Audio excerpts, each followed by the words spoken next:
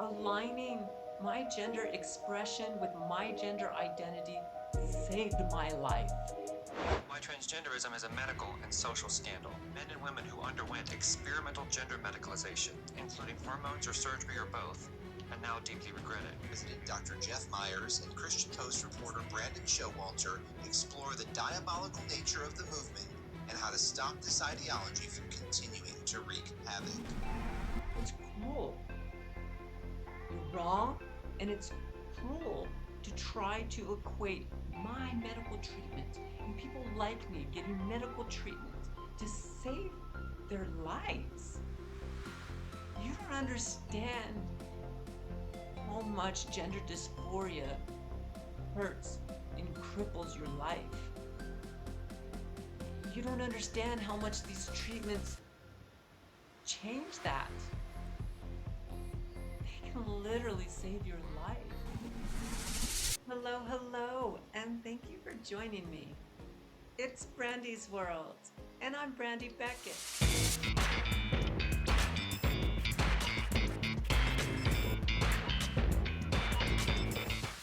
Today, we are taking another look at the anti-trans podcast, Generation Indoctrination, the Transgender Battle, which is a podcast that is brought to us by the Christian Post and hosted by Brandi Showalter, a journalist at the Christian Post. And this season, in season 2, they brought on a minister something Myers.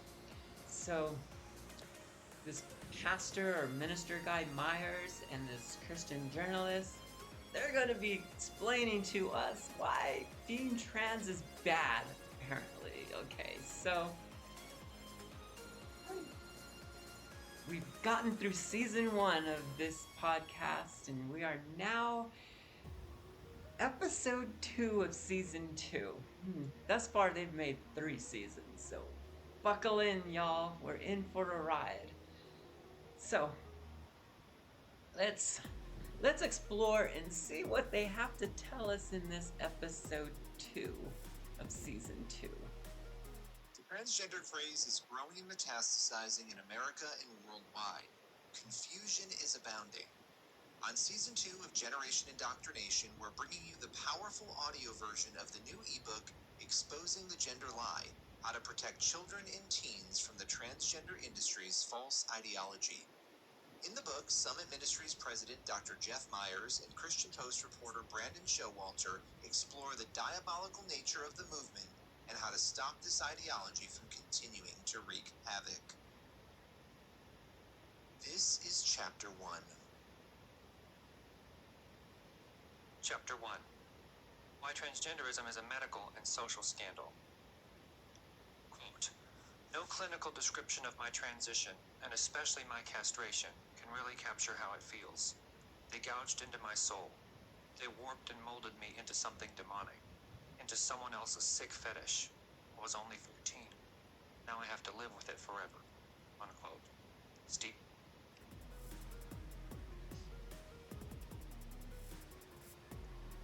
Oh my goodness. Wow. Okay, let's hear some more of that. Stephen A. Richards, detransitioner. Stephen A. Richards is among They love this term, detransitioners, whatever that. So, if you look at the success rates of treating gender dysphoria, it is one of the most successful treatments in all of medical treatments. Way more than, say, shoulder surgery, say, plastic surgery, like rhinoplasty. The people who regret rhinoplasty is far greater than the people who detransition. I don't know that person's story. I don't know why that individual went through gender affirming care and then reversed that order. I don't know their story. I'm not saying their story is not valid. I'm sure that their experiences are absolutely valid, and their experiences are real, and their story is real. But they are very much in the minority when it comes to treating gender dysphoria. The individuals who detransition are far on that tail whip of bell curve. For the vast majority of people being treated for gender dysphoria, they fall within the bell curve of success for these treatments. Treating gender dysphoria is very successful. Any treatment that we do medically, name it, anywhere across the medical board, you will find people that treatment did not work.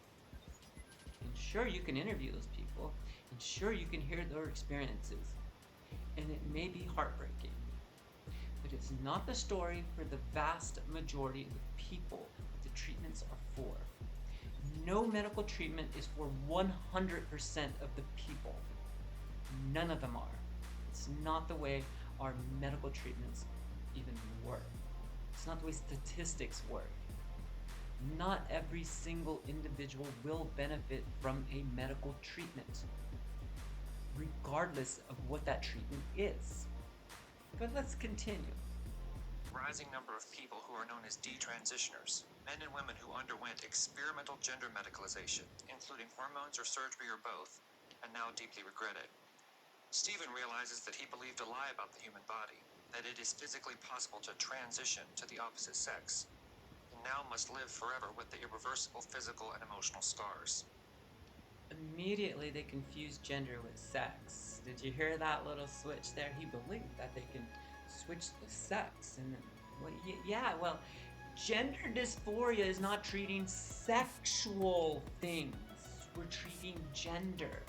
So trying to fit sex in and call it gender is not correct. Does that make sense? My genitals, my sexual characteristics do not dictate my gender identity, nor do they dictate yours. Let's hear what else they have to say. What led to Stephen's tragic experience is nothing less than a shocking medical scandal. In this chapter, we will show how this scandal was caused by the breakdown of medical ethics and an insatiable thirst for profits without regard to the social cost. No doubt, what we write in this chapter will anger you, and it should. Under the guise of helping people navigate gender confusion, many vulnerable people across the West, even children, are being scarred for life. For all human history, the reality of maleness and femaleness has been apparent until now. Humans are mammals. Mammals are dimorphic. They are either male or female. Science is beyond question. It is not just a matter of what kind of genitals. Male and female refers to sexual characteristics, not gender. So, you can have male characteristics but still be a woman. You can have female characteristics and still be a man. These are not the gender markers. So that's where more confusion. Nearly every cell of our bodies is male or female. Scientists have cataloged 6,500. Wait, every cell of our body is male or female. Now you want to use biology in your little philosophy here, right? Okay, let's go with that. Let's go back to the embryo. All mammals start off female. That's the default for all mammals. So it is not predetermined male female. Every one of the mammals start off female. It either persists with that female expression or it modifies into a male expression, a modification of the female expression within mammalian species in the embryo state, at the very beginning of those cells splitting. There are development within the chromosomes that are not necessarily just XX or XY. You can also have XXY, XXX, XYY. There are many different combinations. It is not simply a binary. Thinking of chromosomes and male, female as just binary within science is thinking about like 20th century science, 20th century biology maybe. Current biology understands the complexity of development of sexual characteristics and the development and the cultural construction of gender. Right? So this archaic thinking, this binary thinking of this is not correct. And it does not hold up with modern biology either. Such differences. Obviously, in the male spectrum, males be more or less masculine, judging by cultural. Did you hear it just said male spectrum? Yes, because there's a spectrum there. He's recognizing there's a spectrum. Yeah, finally, you're recognizing the spectrum. Let's rewind that and hear that again. It's not just a matter of what kind of genitals we have. Nearly every cell of our bodies is male or female. Scientists have cataloged 6,500 such differences. Obviously, in the male spectrum, males be more or less masculine, judging by cultural stereotypes. Females may be more or less feminine, again, judging by cultural stereotypes. Sometimes, these stereotypes may... He just admitted that there's a spectrum on even our concept of gender. Where does he think there's this arbitrary line that says this is one gender and this is the other gender, like the binary? In a spectrum, there is no binary. Just open up that spectrum to a little bit larger and you'll see the full picture. Come on, Brandon, you're getting closer. I'm hoping by season 3 you recognize that gender is not a binary, that it is not innate to humans. It is a cultural construct. And sometimes it is constructed as a binary, and sometimes it is constructed in more of a spectrum. Okay, get in there, Brandon, get in there.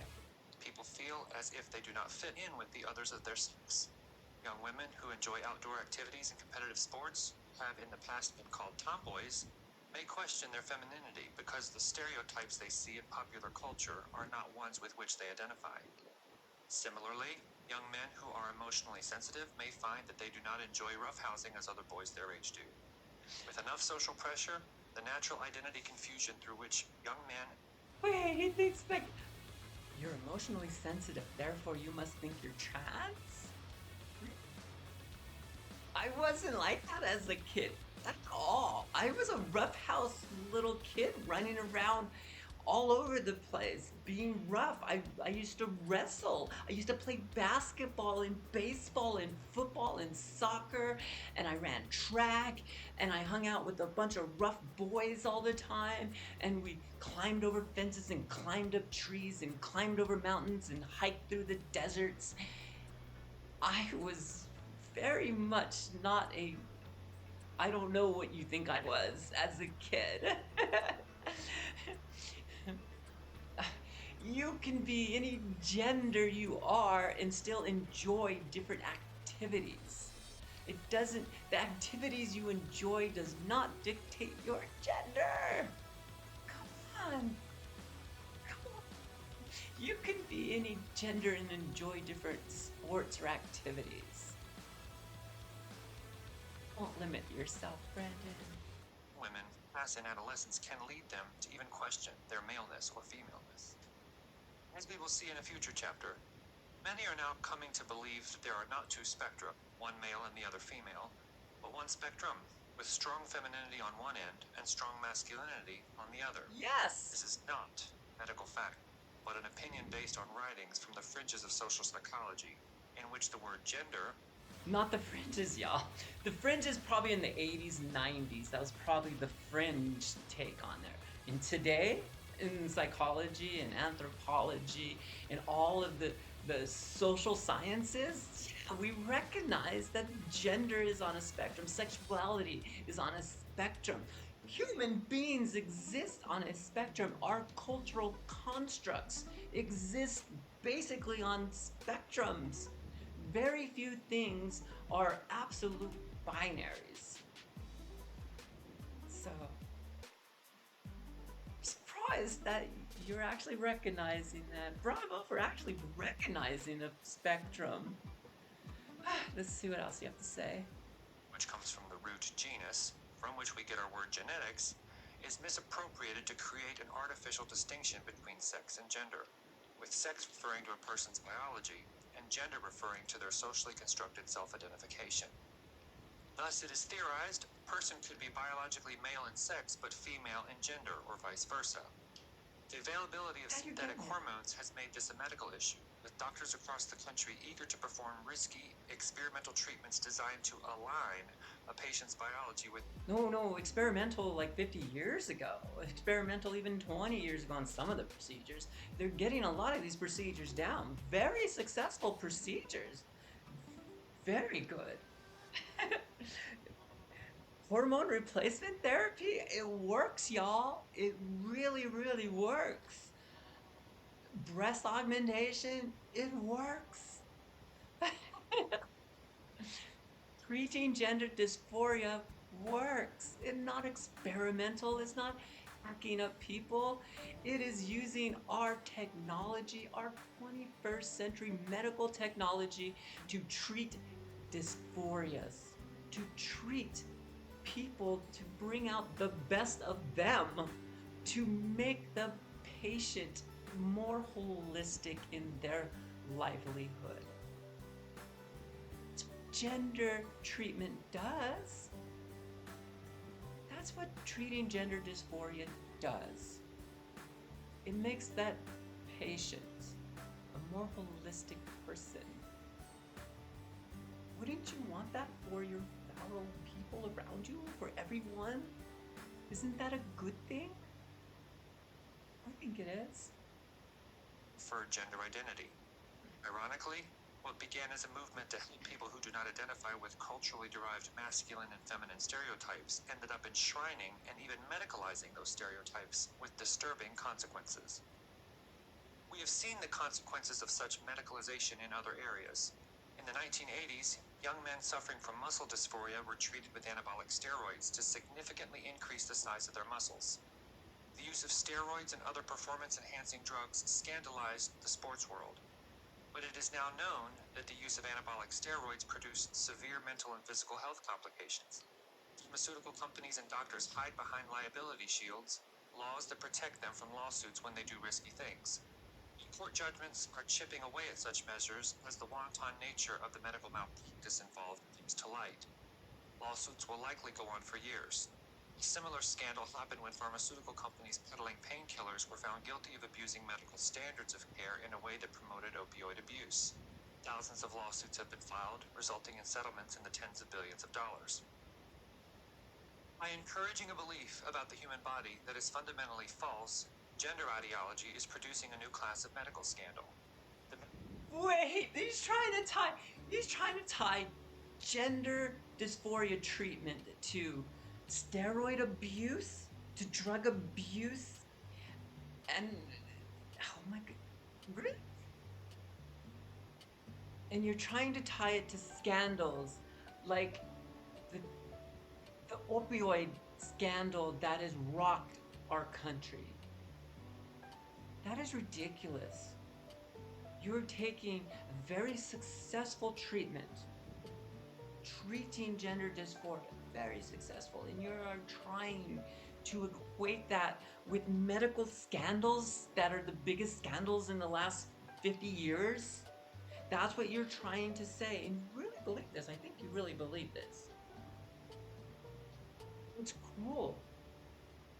You're wrong, and it's cruel to try to equate my medical treatment and people like me getting medical treatment to save their lives. You don't understand how much gender dysphoria hurts and cripples your life. You don't understand how much these treatments change that. They can literally save your life. Aligning my gender expression with my gender identity saved my life. These treatments work. Don't demonize them. How dare you demonize these treatments that save not just my life, but countless other transgender people who struggle to express their inner identity. That misalignment with expression and identity hurts. That gender dysphoria hurts. And treating it should not be demonized. demonize my medical treatment. Not cool. I think we're gonna leave it right there for today. We'll take another look at episode 2 next time. Until next time, I am going to leave you, as I always do, with this message. Love yourself, but more importantly, like yourself, and treat people the way they want to be treated. Bye-bye for now.